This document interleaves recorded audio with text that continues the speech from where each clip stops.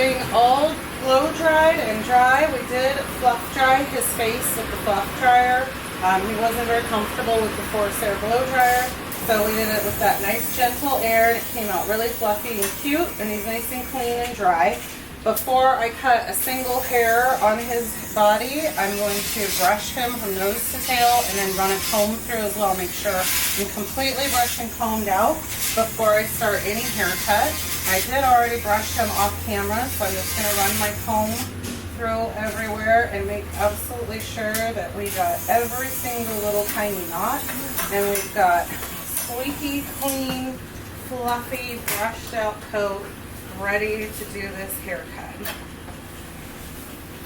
And you're going to check your armpits and all those little spots where they like to get little knots and gnats, all the way under your toes. Make sure there's no little knots anywhere. These are going to catch on your clippers or your snap-on combs. You can make little holes in the coat or just give you an uneven haircut. It's really important that everything is completely brushed and combed before we start.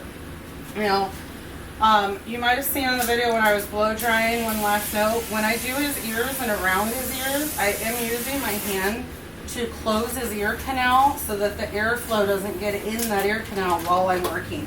Even though he still have those cotton balls in his ears to protect it, they're still very sensitive to airflow, and so I always just like as a practice to close that ear before I start blow drying around the ears.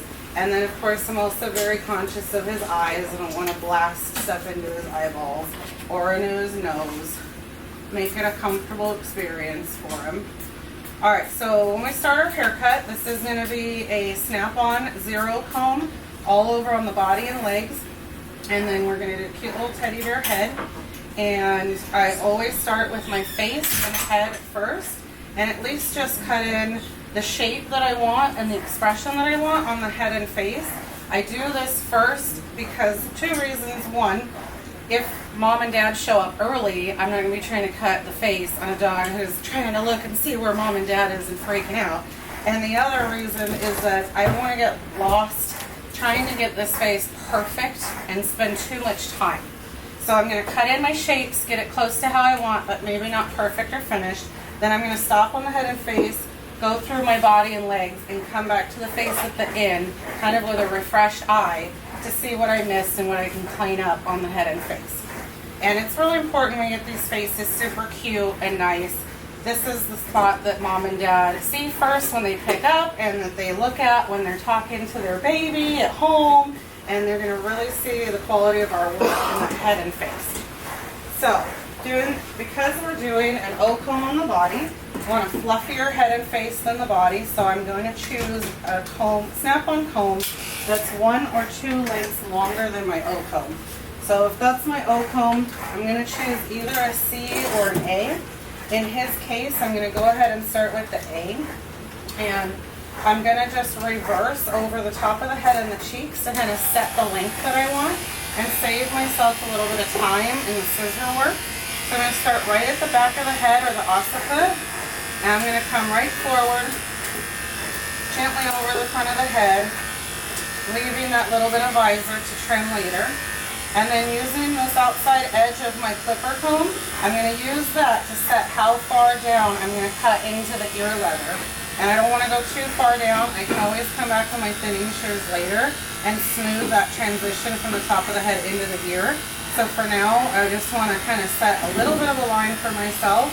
I'm going to do that on both sides. So now I'm using this edge of my clipper comb to kind of set a line above that ear and just gently come forward. And that's going to give me a nice round shape to the top of my head and kind of set a length for me that I can tidy up perfectly afterwards with scissors. Then I'm going to take his ear leather, his ear hair, pull it back out of the way. Move so you can see that. And starting at the bottom opening of the ear, I'm going to go straight forward towards his nose. I'm not going to go down. I'm going to go straight forward. And this is going to give me a nice blended castated look from this point of the neck forward. And I'm not going to cut into this part of the beard yet. I'm going to save that for my scissor work. My hope is to keep a nice fluffy round muzzle, so I don't want to cut that off yet with this clipper work. Same thing on this side. I'm going to gently pull that ear over out of the way and then come from the opening of the ear straight forward to about where the outside corner of his eye is here. And that's going to set my cheeks in a nice length. Now, when I do underneath the chin, if I'm doing a nice short chin on a teddy bear head, I'm going to take this same clipper comb and I'm going to go from about the throat latch here and I'm going to reverse it right up to the end of the beard. And this is going to give me a nice, clean neck and throat line and set the length on my beard. And being very gentle and slow and conscious, so I'm not poking him with my clipper comb anywhere, and gently. Alright, so now we have some length set with our clipper comb. Now we're going to start scissoring. So we have a whole other video from another demo specifically for cute heads and faces on dogs. So to go more in depth on that, you can watch that video. For now, we're just going to cut in these shapes.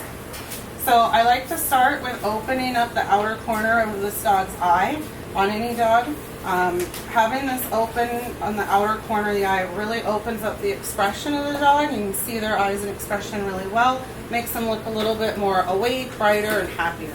So I'm going to cut in a small C shape at this outside corner of the eye, like this. I'm going to take my curves and just cut a little C in right there to open up that eye. I want to be able to see the dog's eye and peripheral. Same thing on this side. Cut a little C in. Now I have 2 points that are going to mark the beginning and end of my half circle that I'm going to use to shape the visor on this dog. So combing this forward, I've got a point here, and I'm going to do a half circle to the other point. Right across and blending the two. And I'm going to take my thinners and I'm going to soften this line that I just cut in. So one thing I'm going to do is go from this visor length I just cut and blend up into the top of the head. And I'm also going to soften this C and blend it into the side of the cheek as well. So I'm just going to start here and blend right up into the top of my head. And then soften that C and blend it out right into the cheek. And you can always take a little bit more on the inner corner of the eye if you need to open up that expression a little bit more. Again, blending that visor right back into the top of the head, softening the C on this side, and blending it into the side of the cheek. They have these nice full fluffy heads. Remember, less is more. It's really easy to get cutting and just go too short and take too much hair off. I want to be able to look at this from all angles and see nice smooth circles. So not only do I have a nice circle here, I have a nice circle on the majority of the whole head, a nice circle in the muzzle, and I want to make sure that over the top of his head is a nice even circle. So I do need to take a little bit off above his ears just to soften that circle and make sure it's nice and even. I'm going to go back in with my thinning shears. So we should use our regular straight shears, whether they're straights or curves, with no notches or teeth, to set a shape. And then we come in with our thinners and soften the edges of that shape and blend it in. We shouldn't be cutting in the shapes with our thinning shears. We should be doing that with our regular shears. And only using the thinners to soften. Okay, so now I've got my visor and around the eyes and top of the head set. Now I'm going to work on this muzzle. The first thing I like to do is pull all this muzzle hair straight forward towards me off the front of the nose. And because this is a teddy bear head, I'm going to take everything off that's sticking out past his nose at this point. So just any of this little beard hair that's sticking out past his nose comes off nice and straight, not past the nose. If they've got a little hair stuck here to the top of the nose, you can kind of pinch it up with your fingers and either thinning shear it or just scissor it and clear that nose up. Okay, then I'm going to gently, not a lot of dogs like this, make sure you're being safe and holding the dog top and bottom of their muzzle where they're comfortable. Now I'm going to brush this lip hair straight up, gently, on him. I'm going to take just a little bit of that lip hair off. I don't want to give him a kissy spot where I make that bald but I just want to clean up where his mouth, where he's eating food and the mouth gets dirty, and kind of open up and show off his little mouth and lip line.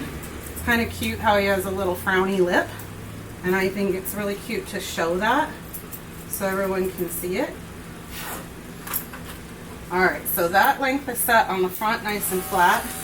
We're going to recomb, and I'm going to make sure that the circle over the top of my muzzle is nice and even. I start by pulling the hair out forward from the corner of the eye, and then I'm going to switch to brushing the hair straight up from the nose out. So we're just going to gently fluff that hair straight up away from the nose. So now we can see what's sticking out and what's uneven, that I'm going to clear out so we get a straight line of sight right to his eyes and that really cute little expression that he has on his face. And I'm not going to take too much off. I still want a little loft of hair. This is our donut muzzle. I don't want to take it down, but I want to be able to see his eyes, and I want it to be nice and even in a little half circle. I think we can take just a touch more right here, smooth that down, and that muzzle's pretty much set. Now I'm going to set the length of my chin. Typically you can use however much height you have between the nose and the eyes. Here you can copy from the bottom of the nose down. Sometimes you may want to do a shorter chin. That's going to lift your eyesight up to the expression even more, and notice the eyes and nose more. In his case, we're going to stay a little more balanced and keep it about the same from here to his eyes as we do from here down. And I'm just going to kind of go straight across on that, set my length, soften it just a bit so it's beveled with my thinners. And then I'm also going to want to kind of tip his head back and make sure that my blend from that short chin down to the throat is smooth and I don't have any little chunks of hair sticking out. Okay, that's done. Now I'm going to use this length we just set on the nose, and I'm going to use that to come all the way underneath the jawline and set my jawline to under the ear. So that's going to be this shape right here. It's going to go from the tip of the nose up to the bottom-most opening of the ear here. So this is clean and set for myself. Now I'm going to clean underneath the ear here. And this hair sticking out under the ear, I'm going to just comb it, make sure it's not part of the actual ear hair, and fluff it up a little. And I'm just going to take that right out. This is not only going to set my shapes easier, but it's also going to open up that ear area to airflow and keep the ear healthier and drier. And since I went short here, I need to now blend into the length on my cheek. So I'm going to go from here and just blend straight forward to the same length that I have on my cheek. So everything is smooth. Now that I have that set under the ear, now I have a perfect clear visual of the front of the nose all the way to that point in the ear, and I can make this a nice round half circle. So I'm going to start, you can go front to back or back to front, but we're just going to come and follow this line right up to the front of the nose. Like that. Now we've cut our shape in with our regular shears. Again, we're going to go in and soften that edge and bevel it ever so slightly with our thinners. You might be noticing a theme that everything is about softening and blending, and we don't have any weird dips or holes. Everything flows. Okay, there's half of our face done. Come over here and get this side done. And again, we're going to lift that ear up out of our way, comb everything down, clear this channel right underneath the ear. Now, you might notice how I'm holding. I'm just holding the ear out of the way with one finger, but I'm also holding his whole head. So I've got contact at the bottom of his jaw and the top of his muzzle. That way, if I go to trim here and he tickles and he moves his head harsh, I have a hold of it. I'm less likely to cut him or poke him with my shears if he reacts. And then we're going to blend this short into the cheek. and comb down and complete this circle from the bottom of the ear to the nose again. This time I'll go front back. Didn't take much there because it was our last little shape to cut in. Go back, blend, and smooth, and bevel. And now we've got a really cute shape, and it's pretty balanced and smooth everywhere for this little teddy bear head. And the last thing I'm going to check on is that I've set the width of my muzzle correctly. On this particular dog, I would normally use the outer corner of the eye as a guide for how deep to cut into my muzzle. However, his eyes happen to be very close together. We don't blame you, it's okay, you're still adorable. But I don't want to use it as my guide. I want it to come out a little bit wider than his eyes do. So I'm just going to fluff that muzzle out and choose where I want to do it. In his case, I'm going to use more of the length of the hair on his cheek and bring that length straight forward to set the width of my muzzle here. So now you see I have one length going from the cheek forward here. And again, give it a little softening with the thinning shears. Now, he's a very good boy. He's been getting groomed here for a long time. But you'll notice he's holding his head still for me with just one finger contacting underneath his little chin, which is really nice and lovely for me that he's being such a good boy. But this is something that was trained and cultivated during all the years and times that he's been here to be groomed. And that is with the theory that soft hands make soft pets. So I'm not over handling him, over manipulating him physically, moving his head around, holding him really harshly. And over time, he learns that this is comfortable and easy, and he's going to be treated with respect and kindness, and he relaxes. And then you don't have to hold so tightly, and you don't have to overhandle them.